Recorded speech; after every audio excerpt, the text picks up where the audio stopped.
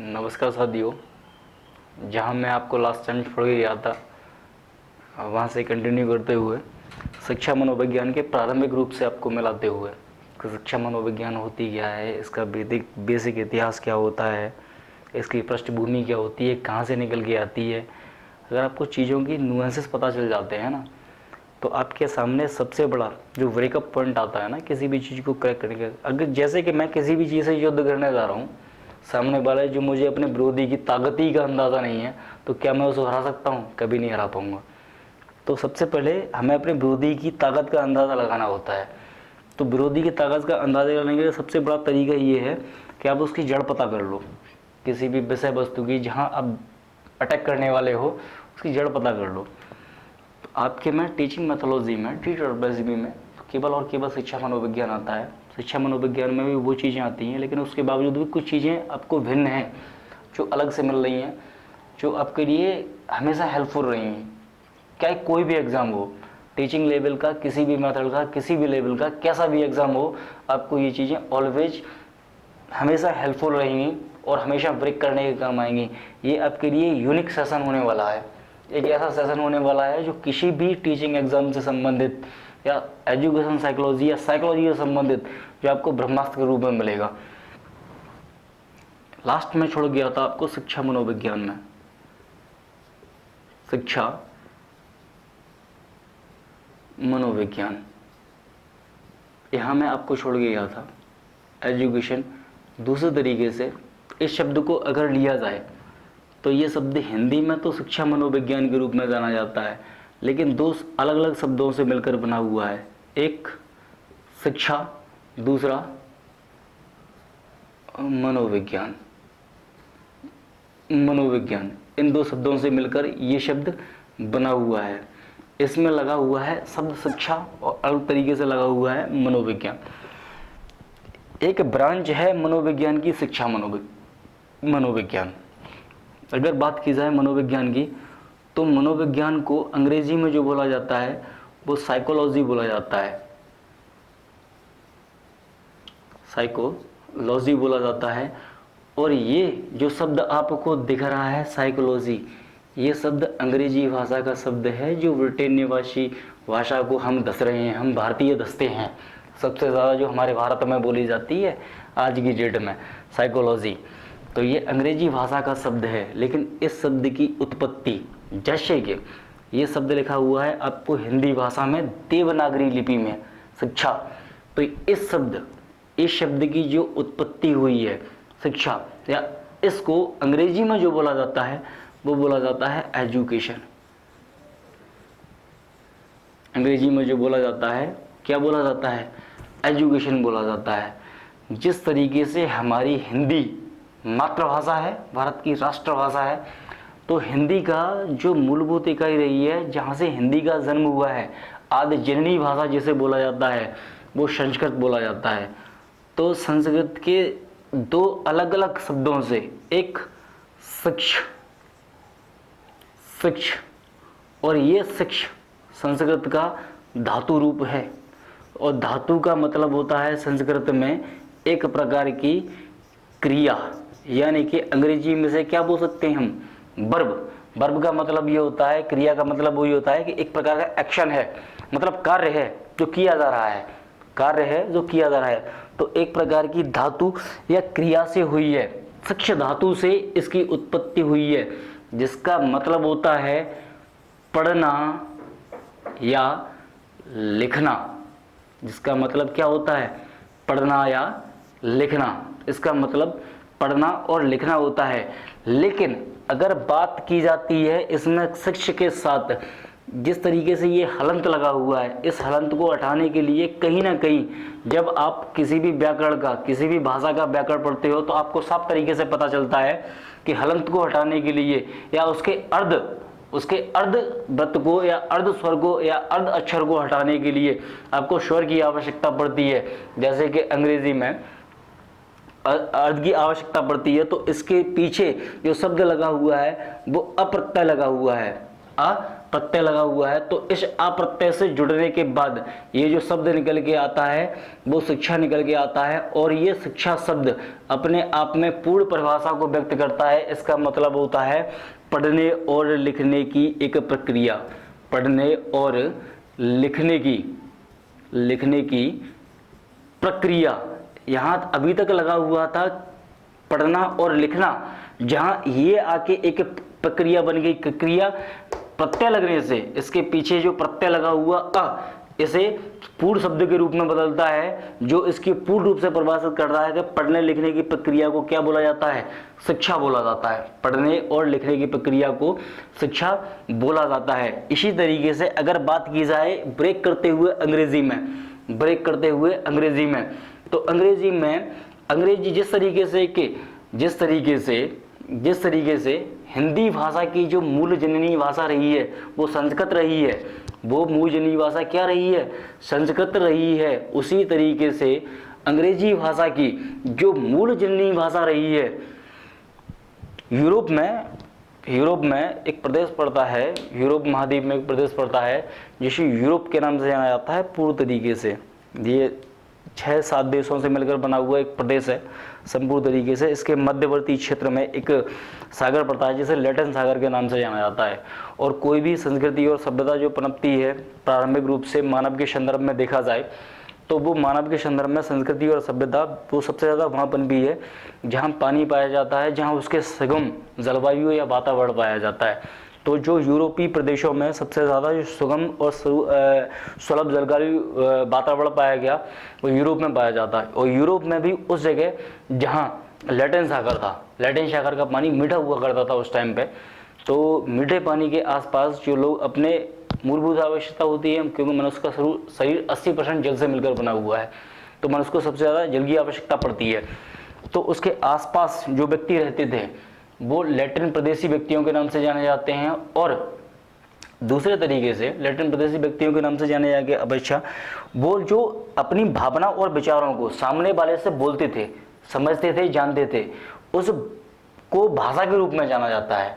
और जिस भाषा के रूप में जाना जाता है तो उसी सागर के नाम पर नाम पड़ा था लैटिन भाषा उसी सागर के रूप में इसका नाम पड़ा था। तो इस एजुकेशन शब्द की उत्पत्ति जिस शब्द से हुई है वो लैटिन भाषा के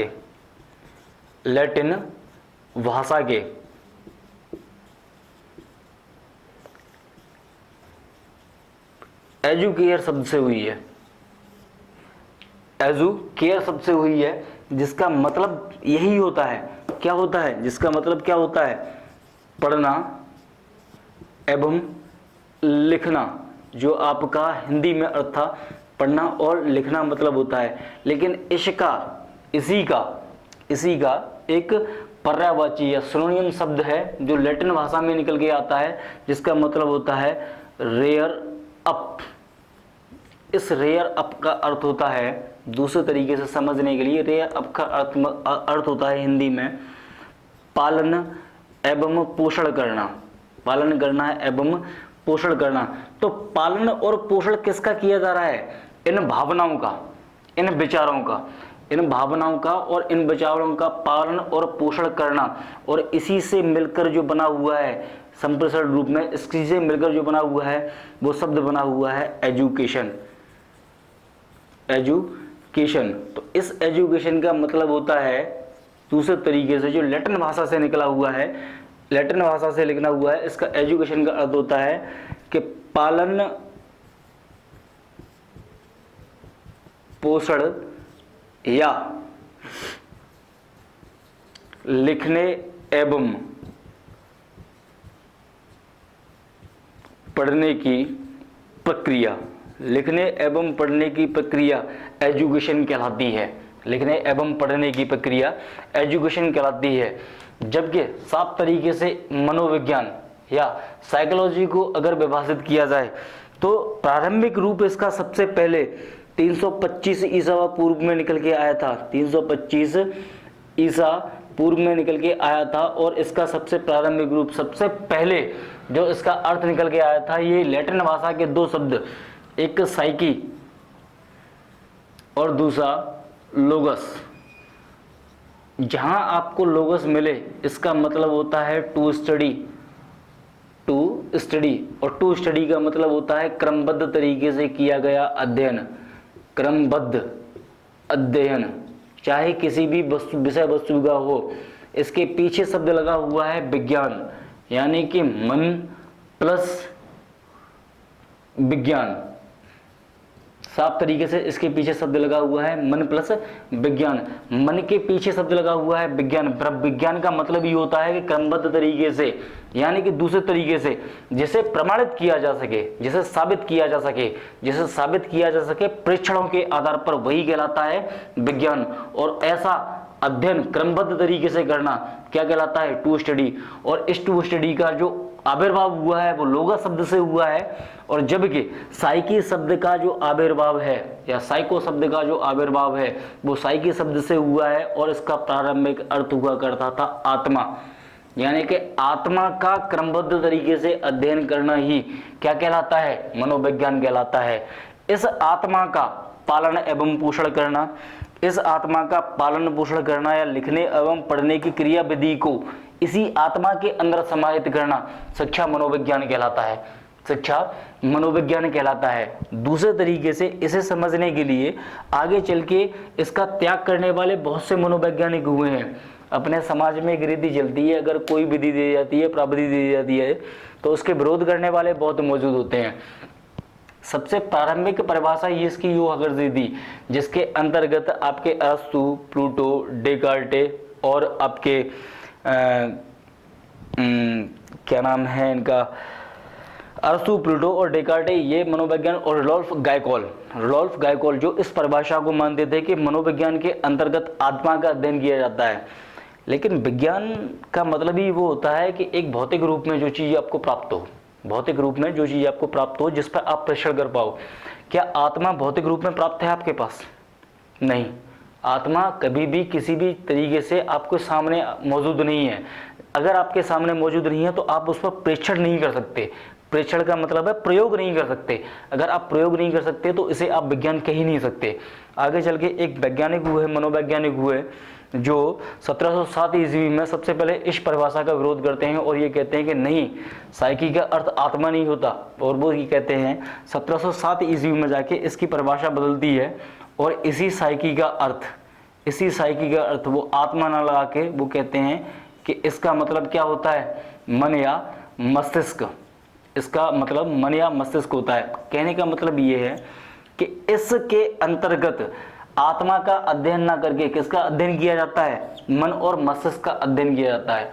मन और मस्तिष्क एक शारीरिक आयाम है, लेकिन इसमें पाई जाने वाली क्षमता ही विज्ञान कहलाती है। विज्ञान एक क्षमता का रूप होता है जो क्रमबद्ध तरीके से किसी भी विषय वस्तु का अध्ययन करा रही होती है, जो क्रमबद्ध तरीके से किसी भी चीज का अध्ययन करा रही होती है।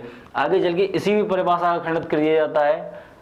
क्रमबद्ध तरीके से देखा जाता है वर्तमान में आके मनोविज्ञान के अंतर्गत जो अध्ययन किया जाता है वो व्यवहार का अध्ययन किया जाता है, जिसमें आत्मा, मन, मस्तिष्क, चेतना और उससे जुड़ी हुई सारी संज्ञानात्मक शक्तियां समावित होती हैं। दूसरे तरीके से इसे समझने के लिए मन और मस्तिष्क जो समाहित होता है वो आपका किसी न किसी प्रकार की शक्तियाँ होती हैं। एक प्रकार की शक्तियाँ होती हैं जो सामंजस्य बिठा रही होती हैं, और ये सामंजस्य ही क्षमता के रूप में जाना जाता है। और यही क्षमता दूसरे तरीके से बुद्धि के रूप में जानी जाती है, एक कार्यात्मक इकाई के रूप में जानी जाती है। इसके आगे मैं आपको रिलेट कराते हुए शिक्षा मनोविज्ञान के अंतर्गत कौन कौन सी विधियाँ अपनाई जाती हैं पढ़ाने के लिए, कौन कौन सी विधियाँ आपके लिए सबसे ज़्यादा महत्वपूर्ण रहती हैं, और किस विषय वस्तु के लिए कौन कौन सी शिक्षण पद्धतियों का प्रयोग किया जाता है, इन सारी चीज़ों से परिचित कराते हुए आगे मैं आपको पेडागोजी से परिचित कराऊंगा, जो आपके टीचिंग मैथोलॉजी का सब्जेक्ट कहलाता है। टीचिंग मैथोलॉजी आपके लिए सबसे ज़्यादा इंपॉर्टेंट होती है, जिसका सबसे ज़्यादा सिलेबस आपके एग्जाम में पूछा जाता है। इसके 100 क्वेश्चन बन के आते हैं। ये बेसिक थ्योरी है। इससे संबंधित शिक्षा मनोविज्ञान के संदर्भ में आपकी समावेशी शिक्षा पूछी जाती है, और समावेशी शिक्षा के साथ साथ बुनियादी शिक्षा पूछी जाती है। दूसरे तरीके से बुनियादी शिक्षा के साथ वो शिक्षा जो प्राचीनतम रही है, प्राचीनतम शिक्षा का आधार क्या रहा है, किस तरीके से प्राचीनतम शिक्षा आधुनिक शिक्षा में परिवर्तित हुई और आधुनिक शिक्षा के आज वर्तमान में आयाम क्या रहे हैं, इन सारी चीज़ों को आज के DSSB एग्ज़ाम में लास्ट टाइम के एग्ज़ाम जो अगर 2017 देखा जाए तो वहाँ से यहाँ से क्वेश्चन किए गए हैं। तो ये क्वेश्चन आपके लिए बहुत महत्वपूर्ण हो सकते हैं।